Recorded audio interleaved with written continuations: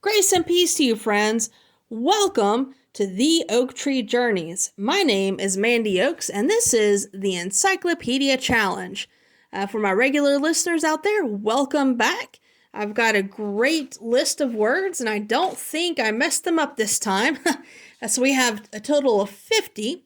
If you are new to this channel, welcome to you as well. You may be wondering, what is the Encyclopedia Challenge? I don't get it. What is it? Well, that is a great question, and thank you for stumbling upon us. It's where I read the encyclopedia to you, unabridged, from a main source, the New Imperial Encyclopedia and Dictionary of 1909, and from a secondary source every now and then, the Encyclopedia Americana of 1956. And every so often, we'll do a deep dive. We've done one deep dive so far, a bonus podcast. And go to theoaktreejourneys.com to review those bonus podcasts. It is under bonus. And if you've missed any of the previous podcasts, or if you want to know what words we've been over so far, just click on Encyclopedia Challenge. And that website, again, is theoaktreejourneys.com. And the website is also in the description below. And throughout today's podcast, I'm very, very excited. We're going to discuss something cool that happened yesterday morning. It does involve a little animal. We're going to also talk about the TeeSpring Store, hoarding, and the best gift you can give someone else. Before we do that, though, those of you on YouTube may see a quote, and those of you on podcast don't see it, but I will read it to you. We do have a monthly quote. And this month's quote is by Jim Quick from his book Limitless. If you haven't gotten that book yet, or if you don't know who Jim Quick is, I highly recommend you look him up. He is an excellent speaker, excellent memory person, just brain guru all the way around, or memory guru. But he's got a new book called Limitless. And in that book, he says, one of my core beliefs is that human potential is one of the only infinite resources we have in the world. Most everything else is finite, but the human mind is the ultimate superpower. There is no limit to our creativity, imagination, determination, or ability to think, reason, or learn. So that is this month's quote by Jim Quick. And today, let's before break, we have 5 words. Let me just go over those 5 words. Last week we stopped at advertise. And as promised, we are going to begin today's episode with the word advertisement. And then we have advice, 2 different entries for advice, and then 2 different entries for the word advocate. So we have advertisement, advice, and advocate before our first break. So let's go ahead and begin that. If you hear squeaking, it's my little puppy. She wants to play. So let's begin with the word advertisement, and we are going to be almost strictly in the New Imperial Encyclopedia and Dictionary of 1909, with the exception of, it looks like maybe 2 entries, later entries from the Encyclopedia Americana. I'm looking through here just to make sure, and nope, yeah, we just have 2 entries today from the Encyclopedia Americana. All right, so let's get started. So advertisement is the public notification of a fact. So this should be a fact, and this is from 1909, and we don't really get that anymore, do we? We don't get an advertisement of a fact anymore. We get these cartoons and, energy drinks that say, you can fly. That's not really factual, is it? Well, let's go on. This is a rather lengthy entry. So this is now effected by means of the ordinary newspapers, covers, and fly leaves of magazines, or of newspapers and publications specially devoted to the purpose. Advertisements, both printed and written, are still posted on church doors and other places of public resort, in which case they are commonly called bills or placards. Public notifications are frequently enjoyed by statute. In many ways, their legal effects are important. Advertisements made public carriers, railway companies, and the like are equivalent to offers whereby the advertiser will be bound to those who send goods on the faith. and in accordance with the terms of the advertisement. By advertising a general ship for a particular voyage, the master places himself on the footing of a public carrier and is bound to receive goods for the port to which the vessel is advertised to sail. And that's SAIL. A merchant in such circumstances can insist on his goods being received unless the ship be full or the entire freight engaged. The contract of affreightment is completed by the advertisement and the shipping of the goods in conformity and with reference thereto. See charter party, carrier. Advertisements are found in England as early as the middle of the 17th century, but advertising was not general till the beginning of the 18th. Most newspapers are rendered remunerative of their proprietors chiefly by means of the advertisements which they contain. The business of newspaper and periodical advertising in the U.S. in 1905 was estimated at $275 million, and that was in 1905. The revenue from advertising exceeded that from subscriptions by more than $30 million. During the past decade, magazines have shown a remarkable growth in numbers and circulation as well as advertising patronage. In a single month of 1904, 31 leading monthly magazines published a total of 3,128 pages of advertising, representing at an average of $21 per inch an income of more than $1 million for the single issue. Manufacturers and dealers claim that it is a safe rule to expend 5% of the selling price of a commodity in advertising, and in numerous instances the larger advertisers exceed this ratio. In addition to newspaper and periodical advertising, vast sums are expended on posters and placards, painted signs on billboards, barns, fences, and walls, and by means of printed or engraved cards and streetcars. In the large cities, there are numerous specially constructed billboards which are illuminated by electricity at night and add materially to the attractiveness of the city by the diffusion of light. While in the better class of metropolitan dailies, the advertising business is conducted directly with the main or branch office, and at schedule rates, in the case of other papers, it is largely worked through agents. This is particularly so with the weekly papers, in which the agents sometimes purchase space by the year and take responsibility and risk of fulfilling it, and at other times take the advertising on commission. Very heavy advertising is also done by large business houses in the leading newspapers on yearly or half-yearly contracts. So, wow.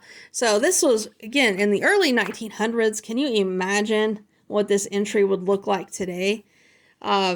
We have not just TV, which is just full of advertisements now, but we also have streaming services that you can get for free with advertisements. The internet, oh, wow.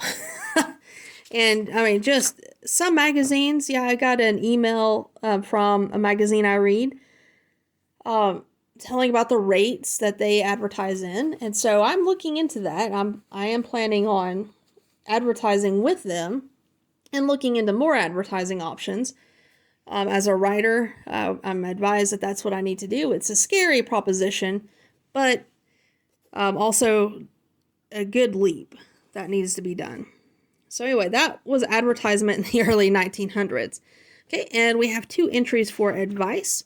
So the first one is advice, which is a noun. A speaking to as to conduct, admonition, counsel, intelligence, due notice given.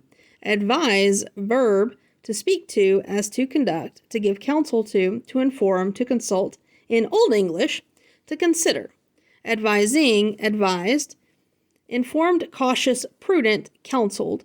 Advisedly, thoughtfully, with deliberation. Advisedness, noun, state of being advised, deliberation. Adviser, noun, one who counsels. Advisory, containing advice. Advisable, proper or profitable to be done. Prudent, open to advice.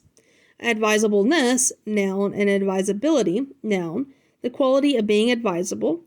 Advisably, advisement, advising, adviso, in Old English, counsel, advice, consideration. Advise boat, a vessel specially employed in carrying advices or dispatches. Synonym of advice, information, notice, counsel, deliberation, admonition, consultation, of advice, to apprise, acquaint, admonish, counsel, inform. Oh, that's of advise. Okay. And then second entry of advice, see bill of exchange. Okay, and so we have two entries of advocate. And the first one is noun. Where did it go?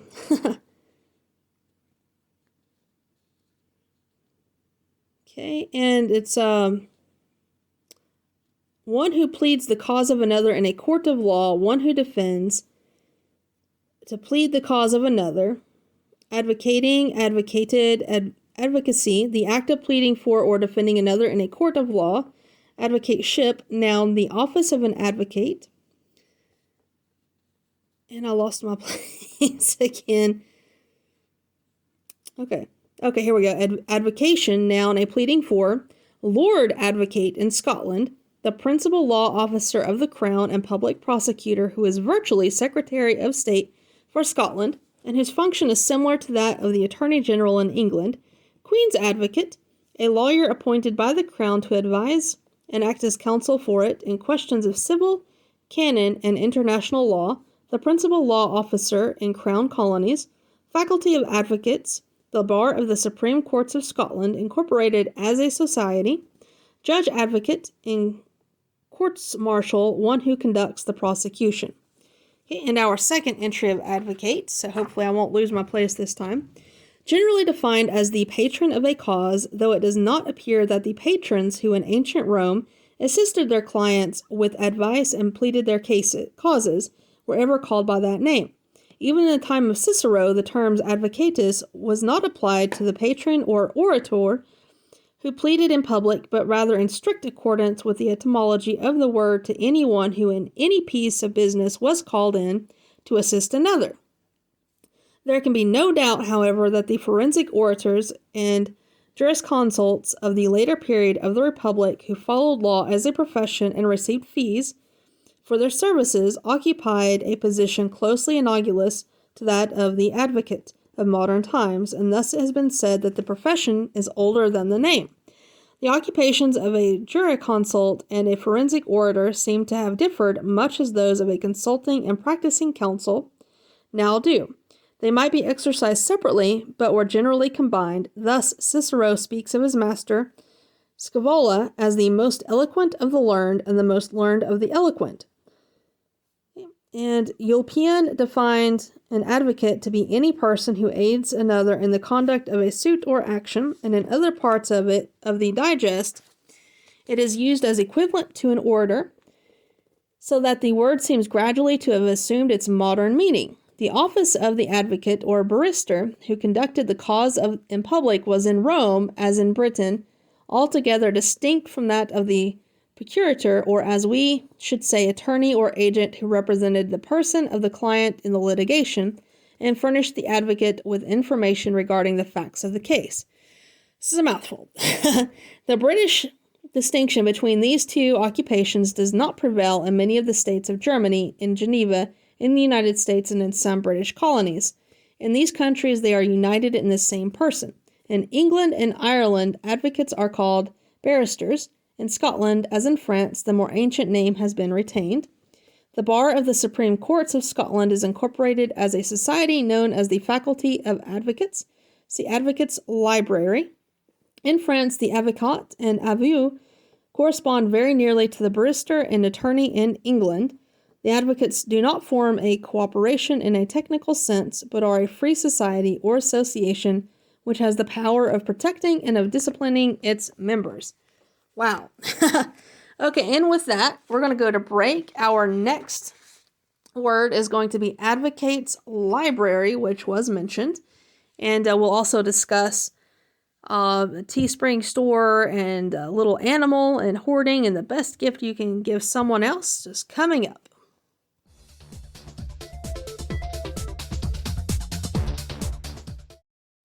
Hi, I hope you enjoyed that segment from my podcast, The Oak Tree Journeys, from the Encyclopedia Challenge.